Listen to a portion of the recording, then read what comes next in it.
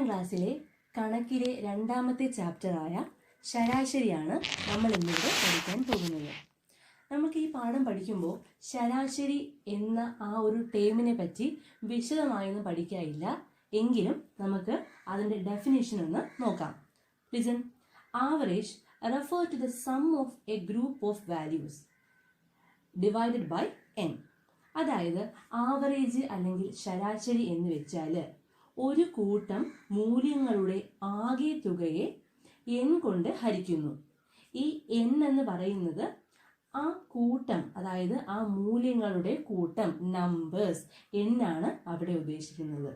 ഇനി അത് ഇംഗ്ലീഷിൽ അതിൻ്റെ ഡെഫിനിഷൻ പറയുകയാണെങ്കിൽ ഇങ്ങനെ പറയാം. Average refer to the sum of a group of values divided by n. അതായത് ഒരു കൂട്ടം മൂല്യങ്ങളുടെ തുകയെ നമ്മൾ n കൊണ്ട് ഹരിക്കുന്നു. അതായത് ശരാശരി എന്ന് വെച്ചാൽ അത് കണ്ടുപിടിക്കാൻ വേണ്ടി നമുക്കൊരു ഡെഫിനിഷൻ തന്നെയുണ്ട്. അതായത് ശരാശരി സമം ആകെ തുക ബൈ എണ്ണം. വളരെ സിമ്പിളായൊരു ചാപ്റ്ററാണ്. നമുക്ക് വളരെ ഡീറ്റെയിൽഡ് ആയെന്ന് നോക്കേണ്ട ഒരു ആവശ്യമില്ല. അപ്പോൾ നമുക്ക് എന്ത് ചെയ്യാം, ഇതിലോട്ട് പോവാം. അപ്പോൾ ഈ പാഠം പഠിക്കുമ്പോൾ നമ്മളൊരു ഇക്വേഷൻ അല്ലെങ്കിൽ ഒരു സമവാക്യം നമ്മൾ പഠിക്കണം. നമുക്ക് ആ സമവാക്യത്തിലോട്ട് പോവാം. നോക്ക്, ആവറേജിലെ ഫസ്റ്റ് നമ്മൾ പഠിക്കുന്ന ഒരു ഇക്വേഷൻ അല്ലെങ്കിൽ സമവാക്യം ശരാശരി. ശരാശരി ഇംഗ്ലീഷിൽ ആവറേജ് എന്ന് പറയും. ഈ ആവറേജ് കാണാൻ വേണ്ടി നമുക്ക് ആകെ തുക ഭാഗം എണ്ണം, അതായത് ആകെ തുകയെ ടോട്ടൽ എന്ന് പറയാം, എണ്ണത്തെ നമ്പർ എന്ന് പറയാം. അപ്പോ ശരാശരി കാണാൻ വേണ്ടി നമുക്കൊരു ഇക്വേഷൻ ഉണ്ട്. ശരാശരി സമം ആകെ തുക ഭാഗം എണ്ണം. ഓക്കെ, ഇനി അതിൽ നിന്നും നമുക്ക് വേറെ രണ്ട് ഇക്വേഷനും കൂടെ കണ്ടെത്താൻ പറ്റും. നോക്ക്, ആകെ തുക അഥവാ ടോട്ടൽ കാണാൻ വേണ്ടി നമുക്ക് ശരാശരിയെ എണ്ണം കൊണ്ട് ഗുണിക്കാം. അതായത് total equal to average into number. ഇനി നമുക്കൊരു വേറൊരു ഇക്വേഷൻ ഉണ്ട്. അതിൽ നിന്ന് തന്നെ നമുക്ക് കിട്ടുന്നതാണ് എണ്ണം അഥവാ നമ്പർ. നമ്പർ കാണാൻ വേണ്ടി ആകെ തുകയെ ശരാശരി കൊണ്ട് ഭാഗിക്കാം. അതായത് number equal to total divided by average. ഇപ്പോൾ നിങ്ങൾ കണ്ട ഈ 3 ഇക്വേഷൻസ് ഉപയോഗിച്ചുള്ള കണക്കുകൾ മാത്രമാണ് നമ്മൾ ഈ ചാപ്റ്ററിൽ പഠിക്കാൻ പോകുന്നത്. അതിൽ നമുക്കൊരു ഏകദേശം നമ്മളിപ്പോൾ ഇവിടെ ചെയ്യാൻ പോകുന്നത് നമുക്കൊരു 5ഓളം ക്വസ്റ്റ്യൻസ് ഞാൻ പറയും. അപ്പോൾ നിങ്ങളത് ബുക്കിലോട്ട് എഴുതി നിങ്ങളത് ചെയ്ത് നോക്കുക. ടീച്ചർ ആദ്യം ഇതൊന്ന് ചെയ്ത് കാണിച്ചു തരാം. ഓക്കെ, ഒന്നാമത്തെ ക്വസ്റ്റ്യൻ ശ്രദ്ധിച്ച് കേൾക്കുക. There are 30 children in class 6B. They raised 12,000 rupees for medical fund. Can you calculate how much each give? അതായത് ക്വസ്റ്റ്യൻ പറഞ്ഞുതരാം. അതായത് നോക്ക്, മലയാളം നോക്കൂ. 6B ക്ലാസ്സിൽ 30 കുട്ടികളാണ് ഉള്ളത്. ഒരു ചികിത്സാ സഹായ നിധിയിലേക്ക് ഈ ക്ലാസ്സിൽ നിന്ന് 1200 രൂപ സംഭാവനയായി കൊടുക്കണം. അങ്ങനെയാണെങ്കിൽ ഓരോ കുട്ടിയും എത്ര രൂപ വീതമാണ് കൊടുക്കേണ്ടത് എന്ന് പറയണം. അതായത് ആ ക്ലാസ്സിലെ കുട്ടികൾ എത്ര രൂപയാണ് കൊടുക്കേണ്ടത്? അതെ, 1200 രൂപയാണ് അവരെന്ത് ചെയ്യാനുള്ളത്, കൊടുക്കേണ്ടത്. ആ ക്ലാസ്സിൽ എത്ര കുട്ടികളുണ്ട്? ആ കുട്ടികളുടെ എണ്ണത്തെ നമുക്ക് സ്മോൾ ലെറ്റർ n കൊണ്ട് സൂചിപ്പിക്കാം. കുട്ടികളുടെ എണ്ണം 30 ആണ്. സോ ഓരോ കുട്ടികളും എത്ര രൂപ വീതം കൊടുക്കണമെന്ന് ചോദിച്ചാൽ, അതായത് അവിടെ കണ്ടെത്താനുള്ളത് ശരാശരി അഥവാ എന്താണ്, ആവറേജ് ആണ് അവിടെ കണ്ടെത്താനുള്ളത്. ആവറേജ് കാണാൻ വേണ്ടി ടോട്ടൽ ഡിവൈഡഡ് ബൈ n ആണ്. ടോട്ടൽ എത്രയാണ് അവർ കൊടുക്കുന്ന മൊത്തത്തിലുള്ള ഫണ്ട് എത്രയാണ്? 1200 രൂപയാണ്. ഈ 1200നെ നമുക്ക് ഈ 30 കൊണ്ട് എന്ത് ചെയ്യാം, അങ്ങ് ഭാഗിക്കാം. ഡിവൈഡ് ചെയ്യാൻ എല്ലാവർക്കും അറിയാമല്ലോ. നമുക്ക് 0യും വെട്ടിപ്പോകുന്നു. 3ന്റെ ടേബിൾ നോക്കാം. 1 3 3, 4 3 12, പിന്നെ ഈ 0 40 രൂപയാണ് ഓരോ കുട്ടികളും വെച്ച് കൊടുക്കാനുള്ളത്. അങ്ങനെ ആ ക്ലാസ്സിലെ 30 കുട്ടികൾ 40 രൂപ വീതം കൊടുത്താൽ ആ ക്ലാസ്സിൽ നിന്നും എങ്ങനെ 12,000 അഥവാ 1200 രൂപ കൊടുക്കാൻ പറ്റും. ഈ ക്വസ്റ്റ്യൻ വളരെ എളുപ്പമായിരുന്നു. നമുക്കത് എന്ത് ചെയ്യാം, സ്റ്റെപ്പ് വൈസ് നമുക്ക് എഴുതാൻ പറ്റും. ഇനി നമ്മൾ പഠിക്കാൻ പോകുന്ന രണ്ടാമത്തെ ക്വസ്റ്റ്യൻ പേജ് നമ്പർ 20 ക്വസ്റ്റ്യൻ നോക്ക്. മണിക്കുട്ടൻ എല്ലാ ദിവസവും സൊസൈറ്റിയിൽ പാൽ കൊടുക്കാറുണ്ട്. കഴിഞ്ഞ ആഴ്ച ആകെ 56 ലിറ്റർ പാലാണ് കൊടുത്തത്. ഒരു ദിവസം ശരാശരി എത്ര പാലാണ് കൊടുത്തത്? അത് ഇംഗ്ലീഷ് നോക്കാം. Manikuttan supplies milk to the society each day. Last week, he supplied 56 in all. How much did he give each day of this week on average? Listen. നമുക്ക് ഈ ക്വസ്റ്റ്യൻ വളരെ സിമ്പിൾ ആണ്. നമുക്ക് മണിക്കുട്ടൻ എല്ലാ ദിവസവും സൊസൈറ്റിയിൽ പാൽ കൊടുക്കാറുണ്ട്. സോ കഴിഞ്ഞ ആഴ്ച ആകെ അവൻ 56 ലിറ്റർ പാൽ കൊടുത്തു. അതായത് അവൻ കൊടുത്ത പാലിന്റെ ടോട്ടൽ അളവെന്ന് പറയുന്നത് 56 ലിറ്റർ ആണ്. ഒരാഴ്ചയാണ്. ഒരാഴ്ച എന്ന് പറയുമ്പോൾ ആ ആഴ്ചയിൽ എത്ര ഡേയ്സ് ഉണ്ട്? ആ ആഴ്ചയിൽ 7 ദിവസമുണ്ട്. അങ്ങനെയാണെങ്കിൽ അവൻ ഒരു ദിവസം 56 ലിറ്റർ പാല്, ഒരാഴ്ച 7 ദിവസം കൊണ്ട് കൊടുത്ത പാല് 56 ലിറ്റർ ആണ്. എങ്കിൽ അവൻ ഒരു ദിവസം കൊണ്ട് എത്ര ശരാശരി പാൽ കൊടുത്തു എന്ന് ചോദിച്ചാൽ നമുക്ക് എന്താ കാണാനുള്ളത്? ആവറേജ് ആണ് കാണാനുള്ളത്. ആവറേജ് കാണാനുള്ള ഇക്വേഷൻ നമുക്ക് ഓൾറെഡി അറിയാം. ടോട്ടൽ ഡിവൈഡഡ് ബൈ n ആണ്. ടോട്ടൽ എത്രയാണ്? 56 ആണ്. 56 ഡിവൈഡഡ് ബൈ 7 എത്ര കിട്ടും നമുക്ക് ചെയ്യുമ്പോൾ? 8×56 ആണ്. 8 ലിറ്റർ. അതായത് നമ്മുടെ മണിക്കുട്ടൻ ഒരു ദിവസം ശരാശരി 8 ലിറ്റർ പാലാണ് കൊടുക്കുന്നത്. ഇനി നമുക്ക് മൂന്നാമത്തെ ക്വസ്റ്റ്യനിലോട്ട് പോകാം. നോക്കി ശ്രദ്ധിച്ചേ. There are the number of children who attended the class from Monday to Friday are 34, 35, 32, 33 and 31. What is the average number of children who attend the class each day? Question മനസ്സിലായോ? ശ്രദ്ധിച്ചേ. അതായത് തിങ്കൾ മുതൽ വെള്ളി വരെ ക്ലാസ്സിൽ ഹാജരായ കുട്ടികളുടെ എണ്ണം 34, 35, 32, 33, 31 എന്നിവയാണ്. ഓരോ ദിവസവും ശരാശരി എത്ര കുട്ടികൾ ക്ലാസ്സിൽ വന്നു? ഇതാണ് ചോദ്യം. നോക്ക്, ഇതും എളുപ്പമാണ്. തിങ്കൾ മുതൽ വെള്ളി വരെ ഹാജരായ കുട്ടികളുടെ എണ്ണം എത്രയാണ്? നമുക്ക് ആദ്യം അവ കൂട്ടാം. 34 പ്ലസ് 35 പ്ലസ് 32 പ്ലസ് 33 പ്ലസ് 31. ഈ 5 നമ്പേഴ്സും കൂടെ കൂട്ടുമ്പോൾ നമുക്ക് എത്ര കിട്ടും? 165 എന്ന് ആൻസർ കിട്ടും. അതായത് ഇത്രയും അളവാണ്. അതായത് ആകെ അഥവാ ടോട്ടൽ എത്രയാണ്? ടോട്ടൽ എന്ന് പറയുന്നത് 165 ആണ്. ഇവിടെ എത്ര ഡേയ്സ് ഉണ്ട്? മൺഡേ ടു ഫ്രൈഡേ ആണ്, തിങ്കൾ ടു വെള്ളിയാണ്. സോ നമ്പർ എന്ന് പറയുന്നത് 5 ആണ്. നമുക്ക് കണ്ടെത്താനുള്ളത് ഈ തിങ്കൾ മുതൽ വെള്ളി വരെ 34, 35, 32, 33, 31 ഇത്രയും കുട്ടികളാണ് വന്നത്. എങ്കിൽ ഓരോ ദിവസവും ശരാശരി എത്ര കുട്ടികൾ വന്നു? നമുക്ക് ഓൾറെഡി ശരാശരി കാണുന്ന ഇക്വേഷൻ അറിയാലോ. ആവറേജ് കാണുന്ന ഇക്വേഷൻ എന്താ? Yes, total divided by n ആണ്. അതായത് 165നെ 5 കൊണ്ട് ഡിവൈഡ് ചെയ്യുമ്പോൾ നമുക്ക് എത്ര കിട്ടും? 33. ഈ 33 ആണ് എന്ത്? ഓരോ ദിവസവും ശരാശരി വന്ന കുട്ടികളുടെ അളവ് 33 ആണ്. ഇങ്ങനെ നമുക്ക് ചെയ്യാൻ പറ്റും. നിങ്ങൾ എഴുതുമ്പോൾ എങ്ങനെ എഴുതണം? ആകെ കുട്ടികളുടെ എണ്ണം സമം 165, ദിവസങ്ങളുടെ എണ്ണം സമം 5, ആവറേജ് അഥവാ ശരാശരി is equal to total divided by n is equal to 165/5. So answer 33. ഇനി മൂന്നാമത്തെ ക്വസ്റ്റ്യൻ നമ്മൾ പഠിച്ചു. ഇനി നാലാമത്തെ ക്വസ്റ്റ്യൻ നോക്കിയേ. The total income of a man in 8 days is 80,040 rupees. What is his average income per day? Question മനസ്സിലായോ? നോക്കൂ, ഒരാളുടെ 8 ദിവസത്തെ ആകെ വരുമാനം 1840 രൂപയാണ്. എങ്കിൽ അയാളുടെ ഒരു ദിവസത്തെ ശരാശരി വരുമാനം എത്രയാണ്? എളുപ്പമല്ലേ? അതായത് ഒരാളുടെ 8 ദിവസത്തെ ആകെ വരുമാനം എത്രയാണ്? 1840 ആണ്. അയാളുടെ ഒരു ദിവസത്തെ ശരാശരി വരുമാനം എത്രയാണ്?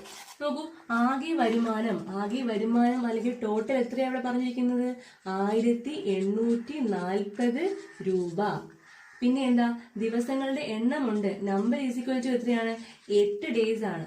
സോ നമുക്ക് എന്താ ആ ആളുടെ ഒരു ദിവസത്തെ ശരാശരി വരുമാനം കാണാനുള്ളത്. So average is equal to total by n is equal to 1840 divided by 8. നിങ്ങൾ ചെയ്യാറിയാലോ, നമുക്ക് 1 8 8, 2 8 16, സോ 24, 3 8 24, 230. സോ അയാളുടെ ഒരു ദിവസത്തെ ആവറേജ് ഇൻകം എന്ന് പറയുന്നത് 230 അഥവാ 230 റുപ്പീസ് ആണ്. ഇതുവരെ നമ്മൾ പഠിച്ച 4 ക്വസ്റ്റ്യൻസും ആവറേജ് കാണുന്നതായിരുന്നു. ഇനി ഒരു കുറച്ച് ഡിഫറെൻ്റ് ആയിട്ടുള്ള ഒരു ക്വസ്റ്റ്യൻ നോക്കൂ. Ramu checked his sale of milk for some days and calculated the average income to 150 rupees per day. If he continues like this, how much can he expect from the sale of milk in June? ഒന്നുമില്ല, question നോക്കൂ. രാമു കുറച്ച് ദിവസങ്ങളിലെ പാൽ വിൽപ്പന പരിശോധിച്ചപ്പോൾ ഒരു ദിവസത്തെ ശരാശരി വരുമാനം 150 രൂപയാണ് എന്ന് കണ്ടു. ഇതേ രീതിയിൽ തുടർന്നാൽ ജൂൺ മാസത്തിൽ രാമുവിന് പാൽ വിൽപ്പനയിൽ നിന്ന് എത്ര രൂപ കിട്ടുമെന്ന് പ്രതീക്ഷിക്കാം. ക്വസ്റ്റ്യൻ ഒന്നുമില്ല, നോക്കൂ. അതായത് രാമു പാല് വിറ്റപ്പോൾ അവന് കിട്ടിയ ശരാശരി വരുമാനം, ഒരു ദിവസത്തെ ശരാശരി വരുമാനം 150 ആണ്. അപ്പോൾ ഇതേപോലെ ഇവൻ തുടരുകയാണെങ്കിൽ ജൂൺ മാസത്തില് അവന് എത്ര രൂപ ശരാശരി വരുമാനം, ഒരു ദിവസത്തെ ശരാശരി വരുമാനം 150 ആണ്. അപ്പോൾ ഇതേപോലെ ഇവൻ തുടരുകയാണെങ്കിൽ ജൂൺ മാസത്തില് അവന് എത്ര രൂപ പ്രതീക്ഷിക്കാം, എത്ര രൂപ കിട്ടുമെന്ന് നോക്കാം. ഇത് നമ്മൾ ആവറേജ് കാണുന്ന ക്വസ്റ്റ്യൻ അല്ല. അതായത് രാമുവിന്റെ ശരാശരി വരുമാനം അത് ആവറേജ് ഇവിടെ തന്നിട്ടുണ്ട്. ആവറേജ് എത്രയാണ്? 150 രൂപ, 150 റുപ്പീസ് തന്നിട്ടുണ്ട്. ഇത് അവന്റെ ആവറേജ് വരുമാനമാണ്. സോ അവൻ പാൽ വിൽപ്പന ഇതുപോലെ തുടരുകയാണെങ്കിൽ ജൂൺ മാസത്തിൽ അവന് കിട്ടുന്ന വരുമാനം, സോ നമ്മൾ മനസ്സിലാക്കണം ജൂൺ മാസം എന്ന് പറയുമ്പോൾ അതിൽ എത്ര ഡേയ്സ് ഉണ്ട് നമ്മൾ മനസ്സിലാക്കണം. ജൂൺ മാസത്തിൽ എത്ര ഡേയ്സ് ഉണ്ട് പറ? 30 ഡേയ്സ് ആണ് ഉള്ളത്. സോ ഇതാണ് എന്ത് നമ്പർ എന്ന് പറയുന്നത്, n എന്ന് പറയുന്നത്. സോ നമുക്ക് എന്ത് ചെയ്യാം, ആകെ അഥവാ ടോട്ടൽ അവൻ എത്ര രൂപ കാണുമെന്ന് നോക്കാം. ക്ലാസ് തുടങ്ങിയപ്പോൾ ഫസ്റ്റ് നമ്മൾ ഇക്വേഷൻ പറഞ്ഞു. ടോട്ടൽ കാണാൻ വേണ്ടി നമുക്ക് ആവറേജിനെ, ശരാശരിയെ നമ്പർ കൊണ്ട് ഗുണിച്ചാൽ മതി. സോ ശരാശരി ഗുണം നമ്പർ. സോ 150 ഗുണം 30 ചെയ്താൽ മതി. സോ നമുക്ക് എത്ര കിട്ടും? 4500 രൂപ കിട്ടും. ഇതാണ് അവൻ പ്രതീക്ഷിക്കുന്ന തുക. ഇനി നിങ്ങൾക്ക് എക്സാമിന് ഉറപ്പായും ചോദിക്കാൻ ചാൻസ് ഉള്ള ഒരു ക്വസ്റ്റ്യൻ ആണ്. ഒരു ക്വസ്റ്റ്യൻ നോക്ക്. സ്കൂൾ ലൈബ്രറിയിലേക്ക് കുട്ടികളിൽ നിന്ന് പുസ്തകങ്ങൾ ശേഖരിക്കാൻ തീരുമാനിച്ചു. തന്നിരിക്കുന്ന വിവരങ്ങളെ അടിസ്ഥാനമാക്കി പട്ടിക പൂർത്തീകരിക്കുക. എല്ലാ എക്സാമിനും ആവറേജ് എന്ന ചാപ്റ്ററിൽ നിന്നും ഒരു ടേബിൾ ഫില്ല് ചെയ്യാനാണ് നിങ്ങൾക്ക് ചോദിക്കുന്നത്. അതായത് ക്വസ്റ്റ്യൻ ശ്രദ്ധിച്ചേ. Childrens were asked to donate books to school library using the details and fill up the table. Listen. നോക്ക്, ഇതാണ് പട്ടിക. ഈ പട്ടിക വേണം നമ്മൾ എന്ത് ചെയ്യാൻ, ഫിൽ ചെയ്യാനുള്ളത്. നോക്കുക, ക്ലാസ്സുകൾ കൊടുത്തിട്ടുണ്ട്, കുട്ടികളുടെ എണ്ണം, നമ്പർ ഓഫ് സ്റ്റുഡൻസ് കൊടുത്തിട്ടുണ്ട്, പിന്നെ പുസ്തകങ്ങളുടെ എണ്ണം, നമ്പർ ഓഫ് ടെക്സ്റ്റ് ബുക്സ്, അതിന്റെ എണ്ണം കൊടുത്തിട്ടുണ്ട്, പിന്നെ ശരാശരി. ഈ ടേബിൾ വേണം ഫില്ല് ചെയ്യാൻ. നോക്ക്, ആദ്യത്തെ ഒരു ടേബിൾ നോക്കുക. 6A 30 കുട്ടികൾ, പുസ്തകങ്ങളുടെ എണ്ണം 120 ആൻഡ് ശരാശരി 40. സോ 6B കുട്ടികളുടെ എണ്ണം കൊടുത്തിട്ടുണ്ട് 40, പുസ്തകങ്ങളുടെ എണ്ണം നമുക്ക് തന്നിട്ടുണ്ട് 240, 240. എങ്കിൽ നമുക്ക് എന്ത് ചെയ്യാൻ പറ്റും, ശരാശരി കണ്ടൂടെ? എങ്ങനെ ചെയ്യും നമ്മള്? പുസ്തകങ്ങളുടെ എണ്ണമുണ്ട് 240, കുട്ടികളുടെ എണ്ണമുണ്ട് 40. സോ 240 ഡിവൈഡഡ് ബൈ 40 നമുക്ക് ആൻസർ കിട്ടും. മൂന്നാമത്തെ ബോക്സ് നോക്കൂ. കുട്ടികളുടെ എണ്ണം അത് ബ്ലാങ്ക് ആണ്. പുസ്തകങ്ങളുടെ എണ്ണം 175 ആൻഡ് ശരാശരി കൊടുത്തിട്ടുണ്ട് 5. സോ പാഠം തുടങ്ങിയ സമയത്ത് ഞാൻ ഇക്വേഷൻ പറഞ്ഞു, കുട്ടികളുടെ എണ്ണം കാണാൻ വേണ്ടി, അതായത് n കാണാൻ വേണ്ടി ആകെ തുക ഡിവൈഡഡ് ബൈ ശരാശരി. അതായത് 175നെ 5 കൊണ്ട് ഡിവൈഡ് ചെയ്യുമ്പോൾ കിട്ടുന്ന ആൻസർ ആണ് എന്ത്, കുട്ടികളുടെ എണ്ണം അഥവാ നമ്പർ ഓഫ് സ്റ്റുഡൻസ്. ഇനി ലാസ്റ്റ് ബോക്സ് നോക്കൂ. കുട്ടികളുടെ എണ്ണമുണ്ട് 32, പുസ്തകങ്ങളുടെ എണ്ണം ബ്ലാങ്ക് ആണ്, ശരാശരി എത്ര? 10 ആണ്. സോ ഇവിടെ കണ്ടെത്താനുള്ളത് പുസ്തകങ്ങളുടെ എണ്ണം അഥവാ total. So we know that total കണ്ടെത്തുന്ന ഇക്വേഷൻ നമുക്ക് അറിയാൻ പറ്റും. എന്താ ചെയ്യാനുള്ളത്? ടോട്ടൽ കാണാൻ വേണ്ടി ആവറേജ് ഇൻറ്റു കുട്ടികളുടെ എണ്ണം, നമ്പർ. അതായത് total is equal to number into average. So നമുക്ക് ആൻസർ കിട്ടും 32 × 10. നിങ്ങൾ ഈ ബോക്സ് ഫില്ല് ചെയ്യുക. എക്സാമിന് ഇങ്ങനെയുള്ള ക്വസ്റ്റ്യൻസ് ഉറപ്പായിട്ടും ചോദിക്കും. നോക്കൂ, ഇനി നമ്മൾ പഠിക്കാൻ പോകുന്നത് ഇതിലെ ലാസ്റ്റ് ആൻഡ് ഫൈനൽ ക്വസ്റ്റ്യൻ ആണ്. ഇത് നിങ്ങൾ വായിച്ചു നോക്കി ഒറ്റയ്ക്ക് ചെയ്യേണ്ട ക്വസ്റ്റ്യൻ ആണ്. നോക്ക്, അതായത് write any 5 consecutive natural number and find their sum. Does the middle number have any relation with the sum? അതായത് തുടർച്ചയായിട്ടുള്ള 5 എണ്ണൽ സംഖ്യകൾ എഴുതി തുക കാണുക. അവയുടെ മധ്യത്തിലെ സംഖ്യയ്ക്ക് തുകയുമായി എന്താണ് ബന്ധം എന്ന് കണ്ടെത്താനാണ് ചോദിക്കുന്നത്. കോൺസിക്യൂട്ടീവ് നമ്പേഴ്സ് എന്ന് പറഞ്ഞാൽ തുടർച്ചയായിട്ടുള്ള നാച്ചുറൽ നമ്പേഴ്സ്, അടുത്തടുത്തുള്ള നമ്പേഴ്സ്. നമുക്ക് സിമ്പിൾ ആയിട്ട് അടുത്തടുത്തുള്ള നാച്ചുറൽ നമ്പേഴ്സ് നമുക്ക് 1 to 5 എടുക്കാം. 1, 2, 3, 4, 5. സോ ഇവിടെ നമുക്ക് എത്ര കിട്ടും? 1, 2, 3, 4, 5 തമ്മിൽ ആഡ് ചെയ്യുമ്പോൾ 15 എന്ന് കിട്ടും. ഇനി ഇവിടെ ചോദിച്ചിരിക്കുന്നത് ഈ ടോട്ടലും ഈ മിഡിലുള്ള 3 എന്ന നമ്പറും തമ്മിലുള്ള റിലേഷൻ. നമുക്ക് തൽക്കാലം നമുക്ക് ഒരു എക്സാമ്പിൾ ചെയ്തു എന്ന് പറഞ്ഞ് നമുക്ക് ഇതിന്റെ ആൻസർ കിട്ടത്തില്ല. സോ നമുക്ക് 50യും പിന്നെ ഒരു 3യും കൂടെ ജസ്റ്റ് എഴുതി വെക്കാം. ഇനി അതിൽ ക്വസ്റ്റ്യൻ ചോദിക്കുന്നുണ്ട്, what if we take 9 consecutive natural numbers. ഇപ്പൊ നമ്മൾ 9 നാച്ചുറൽ നമ്പേഴ്സ് എടുക്കുന്നതിന് എങ്ങനെ കിട്ടും? നമുക്ക് 9 നോക്കാം. 1, 2, 3, 4, 5, 6, 7, 8, 9. സോ ഇവ തമ്മിൽ ആഡ് ചെയ്യുമ്പോൾ നമുക്ക് കിട്ടും 45. ഇനി ഇതിന്റെ സെന്ററിലുള്ള നമ്പർ ഏതാണ്? 5 ആണ്. സോ ഈ 5ഉം ഈ 45ഉം ഈ 5ഉം തമ്മിലുള്ള റിലേഷൻ എന്ന് കാണണം. സോ നോക്കൂ, ഇവിടെ നമുക്ക് കിട്ടും. എന്ത് കിട്ടും നോക്കി, ഇവിടെ there is a relation between these two numbers. What is that? Listen, ഈ 53, 45 and 5. ഈ ടോട്ടൽ, ഈ നമ്പേഴ്സിന്റെ ടോട്ടൽ തുക എന്ന് പറയുന്നത് എപ്പോഴും സെന്ററിൽ ഉള്ള നമ്പറിന്റെ മൾട്ടിപ്പിൾ ആയിരിക്കും. ലിസൺ, ഈ 15 എന്ന് പറയുന്നത് 3ന്റെ മൾട്ടിപ്പിൾ ആണ്. ഈ 45 എന്ന് പറയുന്നത് 5ന്റെ മൾട്ടിപ്പിൾ ആണ്. ഇനി ഈ കോൺസിക്യൂട്ടീവ് നമ്പേഴ്സ് ചെയ്യുന്ന പോലെ തന്നെയാണ് ഓഡ് നമ്പേഴ്സിന്റെ കാര്യം. ഓഡ് നമ്പേഴ്സിനും ഇവൻ നമ്പേഴ്സിനും ഇതേ റിലേഷൻ നമുക്കിവിടെ കാണാൻ പറ്റും. നമുക്ക് ഫസ്റ്റ് നമുക്ക് ഓഡ് നമ്പേഴ്സ് അഥവാ ഒറ്റ സംഖ്യകളിൽ നോക്കാം. 1, 3, 5, 7, 9 അല്ലെ? ഇത് ഇത്രയും ഓഡ് നമ്പർ ഓഡ് നമ്പേഴ്സിന് എക്സാമ്പിൾ ആണ്. ഇവ തമ്മിൽ ആഡ് ചെയ്യുമ്പോൾ നമുക്ക് എന്ത് കിട്ടും? 25 കിട്ടും. ഈ 25ഉം ഈ മിഡിലുള്ള 5ഉം തമ്മിലുള്ള റിലേഷൻ നമുക്ക് അറിയാലോ. എങ്ങനെ? 25 എന്ന് പറയുന്നത് 25 എന്ന് പറയുന്നത് 5ന്റെ മൾട്ടിപ്പിൾ ആണ്. ഇനി ഈവൻ നമ്പേഴ്സ് നോക്കാം. ഈവൻ നമ്പേഴ്സ് നോക്കുമ്പോൾ എങ്ങനെയാ? 2, 4, 6, 8, 10. ഇവ തമ്മിൽ കൂട്ടുമ്പോൾ നമുക്ക് എത്ര കിട്ടും? ഇവ തമ്മിൽ കൂട്ടുമ്പോൾ നമുക്ക് 30 എന്ന ആൻസർ കിട്ടും. ഈ 30ഉം നമുക്ക് ഇവിടെ നോക്കാം. ഈ 30ഉം അതുപോലെ തന്നെ 6ഉം തമ്മിലുള്ള ബന്ധം എന്താണ്? അതും സെയിം തന്നെയാണ്. ഈ സെന്ററിലുള്ള 6 എന്ന നമ്പറിന്റെ മൾട്ടിപ്പിൾ ആണ് 30. സോ ഇങ്ങനെയുള്ള ചെറിയ ചെറിയ പ്രോബ്ലംസ് മാത്രമാണ് ശരാശരി എന്ന പാഠത്തിലുള്ളത്. നിങ്ങൾ ഇനി ചെയ്യേണ്ടത്, നിങ്ങൾ ടെക്സ്റ്റ് ബുക്ക് ഉണ്ടെങ്കിൽ ടെക്സ്റ്റ് ബുക്ക് എടുത്ത് നോക്കുക. അതിൽ ഈ പറഞ്ഞു തന്നിരിക്കുന്ന 3 ഇക്വേഷൻസ് യൂസ് ചെയ്തുകൊണ്ട് തന്നിരിക്കുന്ന എല്ലാ പ്രോബ്ലംസും എന്ത് ചെയ്യുക?